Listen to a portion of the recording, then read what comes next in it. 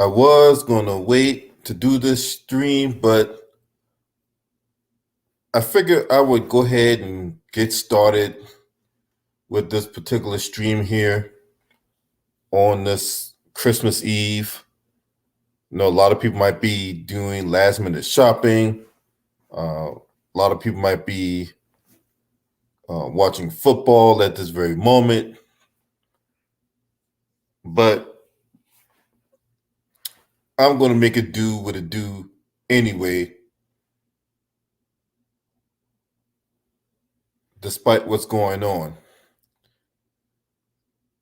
For me, this year has been very tumultuous. Battled a lot of personal stuff. Still not out of the woods yet. But if a couple things break my way, then I'm going to pretty much be back in the driver's seat. We're going to begin this Christmas Eve stream by talking about a couple that really had a lot of people talking. And what I mean by a lot of people talking, I mean by the feminists and the simps out there, right? So a few days ago, as of this live stream right now, a few days ago, Jonathan Owens went on a podcast that was hosted by Ryan Clark. It was called The Pivot. And in that, he talked about his wife, Simone Biles, about how they met and things that eventually led up to them being married. But in that stream, there was a specific point on that stream where he said that he was the catch. And when he said that, some people lost their freaking minds. Some of the stuff that people were saying about Jonathan Owens, about how he was a failed player, and he's the husband to Simone Biles, and people were saying all kinds of nasty, degrading stuff out there. I mean, some of these people have nothing better to do in their life than to watch people's marriages fail. All because of the one thing he said about him being the catch. When he said that, people lost their goddamn minds. So, fair use is in effect, because we're going to play that particular part of the clip. So once again, fair use is in effect. This for commentary purposes only. I do not look to profit off the pivot. But we're going to get into it because a lot of people had this thing really messed up. A lot of people had this thing really messed up when it came to the whole situation revolving him and his wife, Simone Biles. So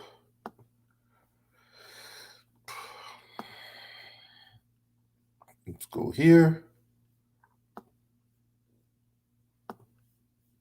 Once again, this is courtesy of the pivot.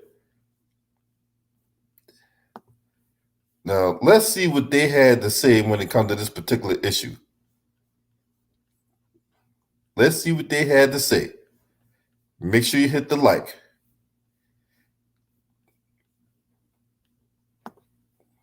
Scared. Bro, as us pretty red dimes as we are, how in the hell did you pull Simone Biles? And I love this football talk, bro. I gotta get to it. I'm over here rubbing my knees trying to answer this question. Hey, Chad, I wanted to tell him he's talking about being looked over. Now, when the right people look at you, you know what I'm saying? How did you do that, bro? Man, it's really how she pulled me, man. That's the question. Oh, man. Lord Jesus. Now you with Freddie. Now it's back. now you Listen, with I'm gonna tell you, organic story, man. So I just got to Houston. I probably have been to Houston 7 months. I was single at the time, so I'm just living, being me and myself. And COVID had just hit, but I had just went to Arizona, and one of my boys are like, "Hey, man, you gotta check out this app, And I'm like, "Nah, I'll check it out." Like, what is it? It was called Raya at the time. So, basically, it's like a dating app, but you have to go through certain like criteria to make sure that you're who you are. So, literally, have been on the app for a couple of days, man, and it's like she pops up, and I'm like, let me see what this is. Gymnastics. I ain't never, I never really paid attention to gymnastics, so it piqued my curiosity, So I'm like, okay, I'll see what's up. I swiped her, and it said we matched. So I'm just like, oh, okay, so I'm gonna see what's up. So I go do my workout, and I come back, and I get I had some likes on my Instagram, and I'm like, oh, this might be. I'm like, okay. Now, this part of the podcast, he's talking about what happened. She's literally there with him. Okay? She's literally there with him.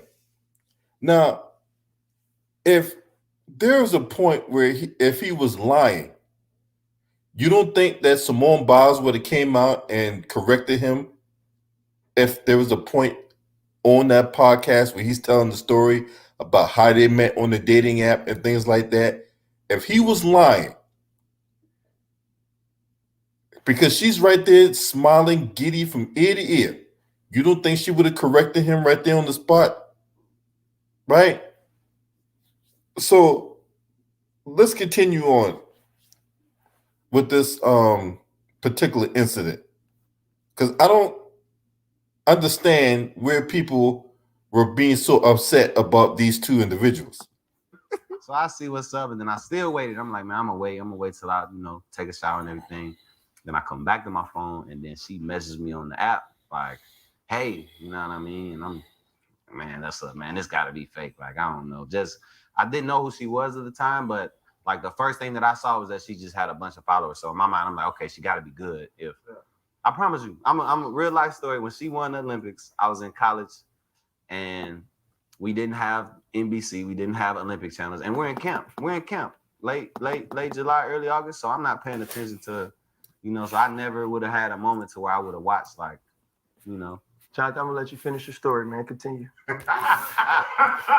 But like I was saying, man, she messaged me. This was like a Tuesday, and we texting back and forth, and then we hung out Friday, man. And we couldn't do much as COVID happened, everything was shut down. So she came through down to Houston. She lived in the suburbs, so she had to drive about 45 minutes to me.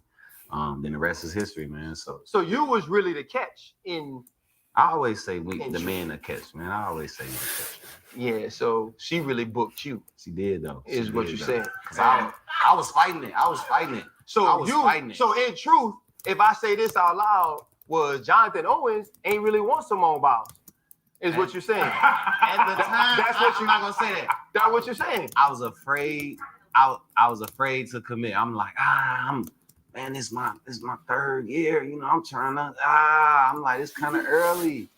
But like I said, man, it happened when you least expected. And we hung out, man. It was like we hit it off instantly. We just laughed the whole night. Man, play. Look, go ahead. I really wanted to talk about football. Did you tell her you didn't know who she was? Actually, my question to her was like, "Who's your competition?" I didn't know nothing about gymnastics, so I'm just asking. Nobody. Yeah, and that's what she's like. She told me like myself. That's the most vivid memory I have of that. She was like myself. I'm like, nah, for real. Like, who do you compete with? She's like, myself. It's because most of the time it comes down to if I mess up or not. And I'm like, and the moment where I knew she was the real deal, we were going to. I think she had a gym invitational. No, we were. I was milk and cookies before that. Y'all went to get milk and cookies, and Cookies spot in Houston, the #1 rated. Now, y'all see where she corrected him during the course of the podcast where he told the story about how he got to realize who she was and how much of a big deal she was. You see where she corrected him right there on the spot. Now, before then, you haven't heard anything come out of Simone Biles' mouth about what Jonathan Owens said.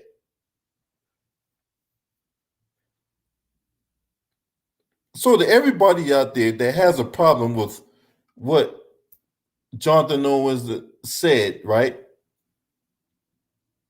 My question to you is, why do you have a problem with it? Obviously, his wife, Simone Biles, the Olympic gymnast extraordinaire, she don't have a problem with what he said. So, and the one time she felt that she had a problem with what he said, she corrected him right there on the spot. All the other stuff what people are so outraged about, my question is, why do you have a problem with it? Because I'm going to tell you something. These same bitter holes out here and Simpson suckers out here that was running their mouth about this couple when she first got married, right? When Simone Sanders first got married a couple years ago. No, not either last year or a couple years ago. You had people online criticizing her dress. You had people criticizing about stuff they were doing, the stuff they were posting on social media. You had people had nothing better to do than to criticize them about the lipstick she wore, the nails that she had, her hair that she wore, the dress that she wore. It's like people had so much stuff to say. And then even when Jonathan Owens said what he said about how he was the catch, and when he said that, it pretty much kicked the hornet's nest because you got these donuts, dimwits, thunderheads, dodo birds, and dumbasses all got an opinion about this couple right here. And then you got these dumbass hoes out here talking about how he a failed athlete. How is he a failed athlete when, for one, he is literally starting on an NFL roster right now? So how is he a failed athlete? For two, do you know that less than 1% of people actually make the NFL? Right? So the people who come out in high school, that pool of people who come out of high school, it's going to be like less than 2% that end up playing college ball. And then after that, right, a lot of them are not going to make the NFL. So they will have to have something to pursue, maybe as a doctor or a lawyer or as a political figure or as a scientist, whatever. Because less than 1% actually make the NFL. And even less than that actually become a starting player in the NFL. So all you dumbasses out there that was talking about how he's a failed athlete, how he went from team to team to team, okay.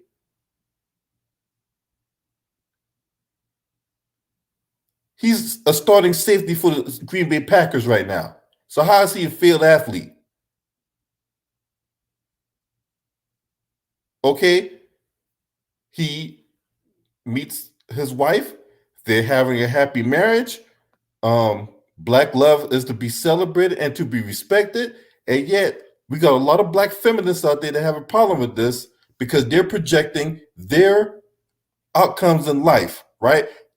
Just because you went out there, cocked your legs up, fucking every Tom, Dick, and Harry, and then you got knocked up by 3 different men. So you're going to project your shortcomings, you're going to project your insecurities onto Jonathan Owens. Or Simone Biles, she got him a drug dealer. She got him a guy that got STDs all over the place. I mean, some of the most vile, disrespectful stuff that people were saying about this couple.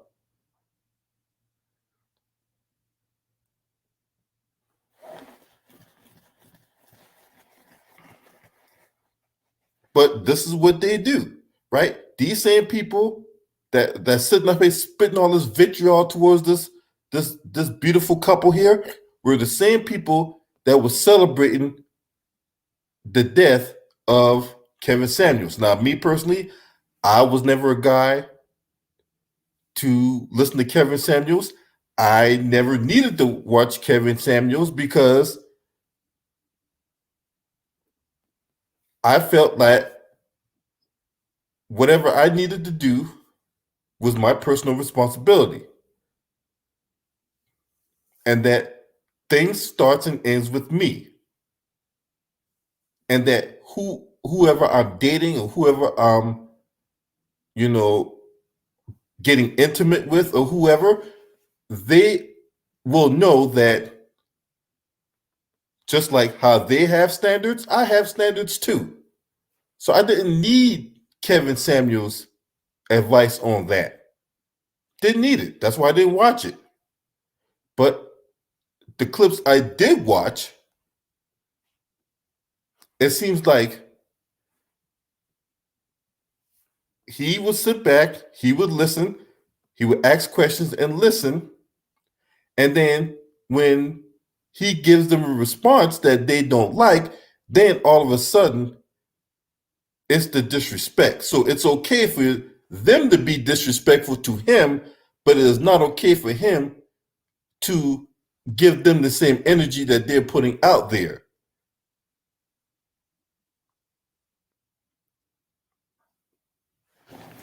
You can't have it both ways when it comes to relationships.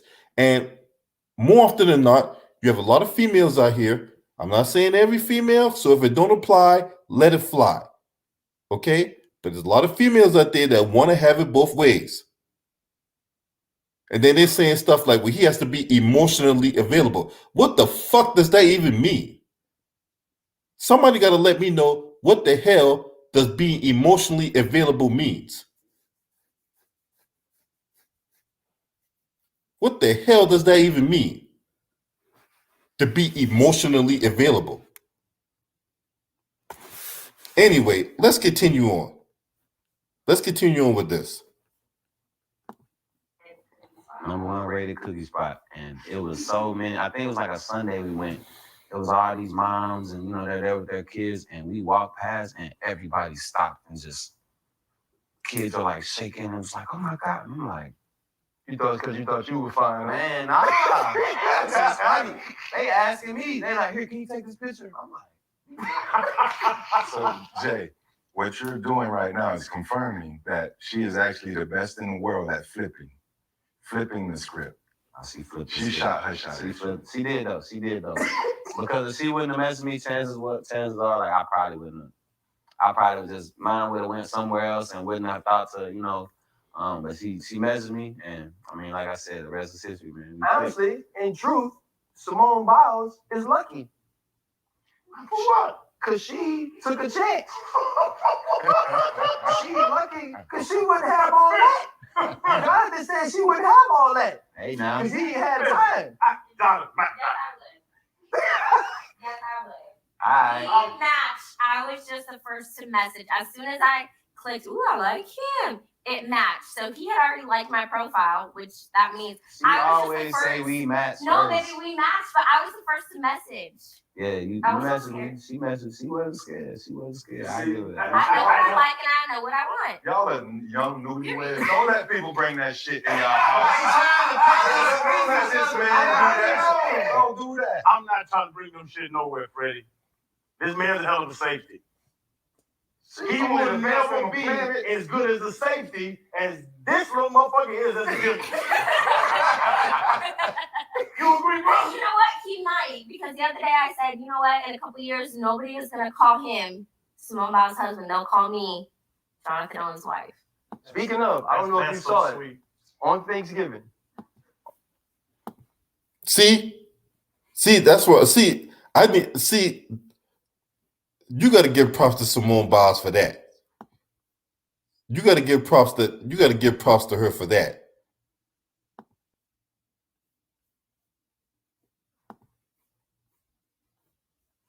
Now, a lot of these women out here can actually take notes from Simone Biles about what they want and stuff like that.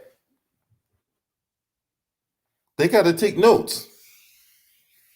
Now, obviously,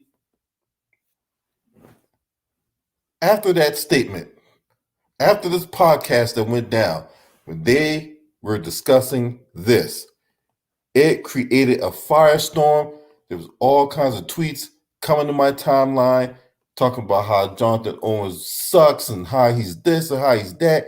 You even had white women, and I don't know why in God's name white women have the audacity to call themselves speaking on black issues.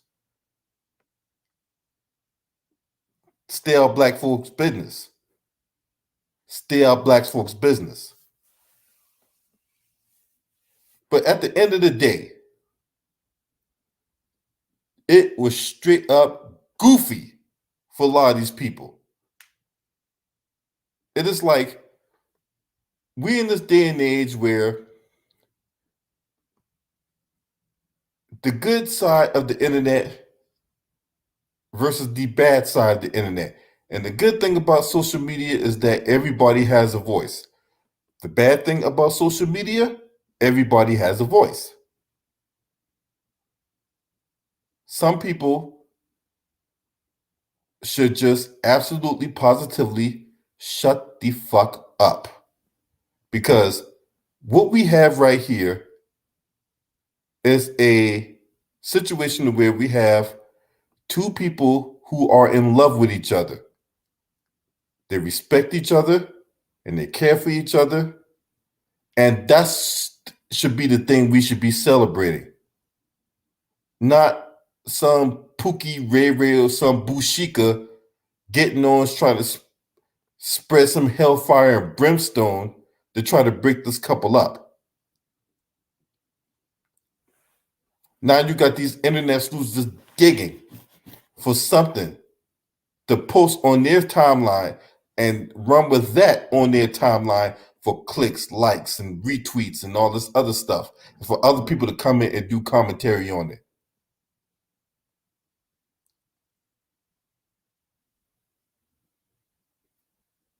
So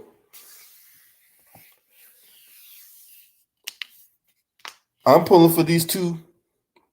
I hope everything works out for them. And this is going to be the first, last, and only time I talk about this on this platform.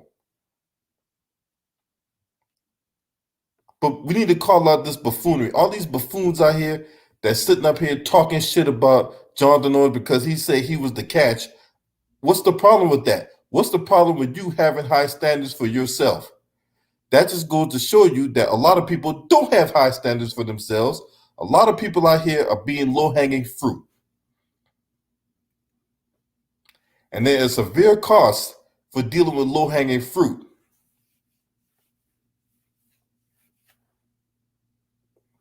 As we evaluate our own lives and our situations where we're at in this very moment in time,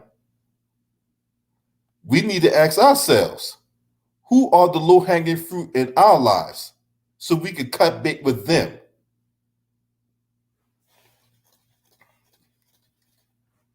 Because there's a high cost of dealing with low-hanging fruit.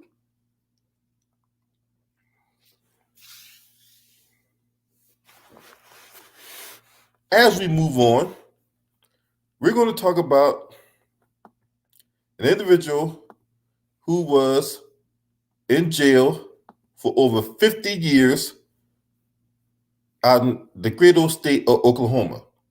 And when I read this situation here, it pretty much does two things to me. It got on my nerves for one, and for two, I feel really bad for this man.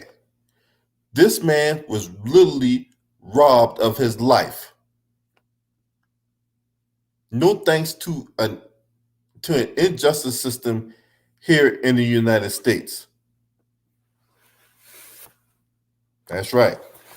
This man had damn near 50 years of his life taken away from him.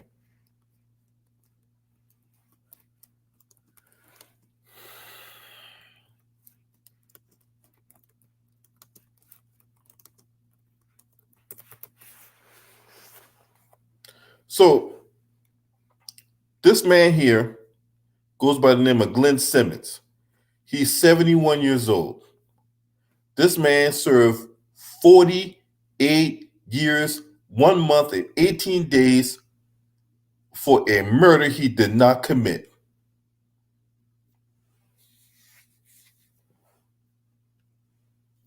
Now I did a video about this guy by the name of Vincent Simmons.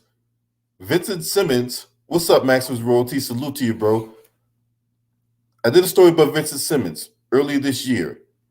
Vincent Simmons was a man who did over 4 decades in prison for a crime he didn't commit, all because he was black. You had 2 sisters falsely accused this man of sexually assaulting them, when it turned out it was the cousin who was white that was assaulting them sexually. But Vincent Simmons ended up doing like 43, 44 years in prison, and he was just released back. It was at like January, February timeframe of this year. Disgusting. Then you have this man, Glenn Simmons, 71 years old. So this man did 48 years. So this man had to be like 23 years old when he went in.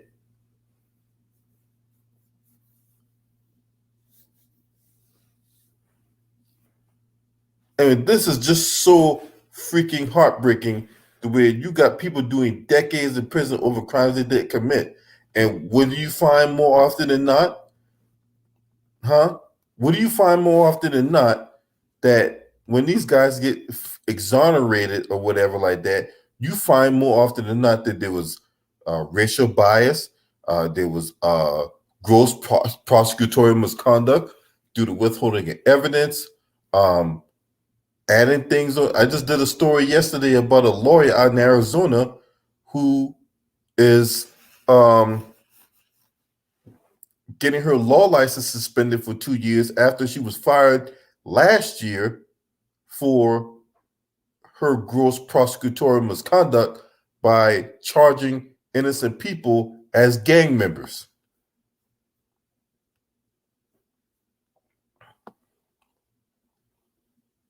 So Glenn Simmons served the longest wrongful imprisonment in United States history. He was convicted of the 1974 murder of Carolyn Sue Rogers, who died after being shot during the Edmond liquor store robbery. He was in prison for more than 48 years and was a former death row inmate, according to the National Registry of Exonerations.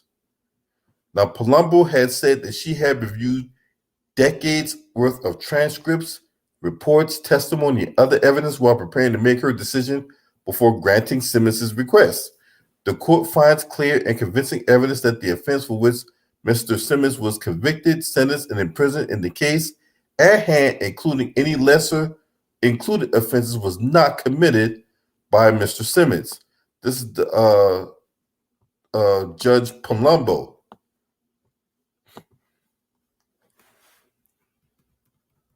Right?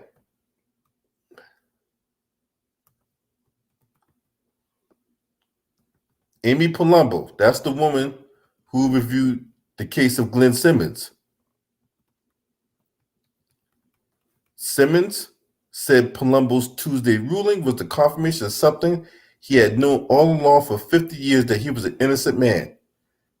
And this is the day that he was waiting for a long, long time. This man literally had 50 years stolen from him. The prime of his work life, we could have been getting experiences, developing skills, all that was taken away from him through no fault of his own.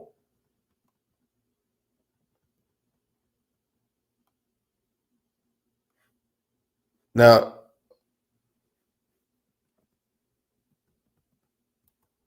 let's go deeper into this thing. After 40 years of incarceration, Simmons was released from prison early this year when Oklahoma County District Attorney Vicky Bahena determined that prosecutors have violated Simmons' right to a fair trial by not disclosing a police lineup report to his trial lawyer. While Bahena had decided not to pursue a retrial and agreed to dismiss Simmons' murder conviction, she had been reluctant to describe Simmons' case as exonerated. Her office had objected to Simmons' actual innocence claim, saying that the state could not prove Simmons' guilt beyond a reasonable doubt and that an eyewitness could not recant her identification of Simmons in 1975. The state had a failure of proof. That's the only reason for the requested dismissal. Bahena wrote in court filings dated on October 18th. This is simply not an actual innocence case where DNA was used to exonerate a person or a conviction was obtained through forensic evidence that was later debunked, or where eyewitness recanted their identification, or where the actual perpetrator of the crime confessed to the commission of the crime and the details of that confession were later corroborated by independent evidence. Simmons' attorney Joe Norwood and John Coyle said that the lineup report was powerful innocence evidence because it showed the eyewitness, who had survived being shot in the head during the robbery, did not actually identify Simmons. Not only would the withheld lineup report have changed the outcome of Simmons' trial, but have also prevented the state from being able to try Simmons at all, the lawyers wrote on November 17th. They also pointed to the testimony of a dozen witnesses who said that Simmons had been in Louisiana at the time of the murder. His attorneys also said that the actual innocence claim was a necessary first step in Simmons being able to pursue monetary compensation for the state for the several decades he were wrongfully sent to prison. But any compensation was not guaranteed and could be logged into the future. And to that, right? To that, you have some states now that is pretty much preventing people from suing for wrongful imprisonment. So basically, depending on the state you live in, you can go to prison for whatever crime and through no fault of your own, and then you'll be out of prison and they'll turn around and say, oh, well, my bad, we didn't mean to do that, but we can't do nothing about that. You pretty much on your own.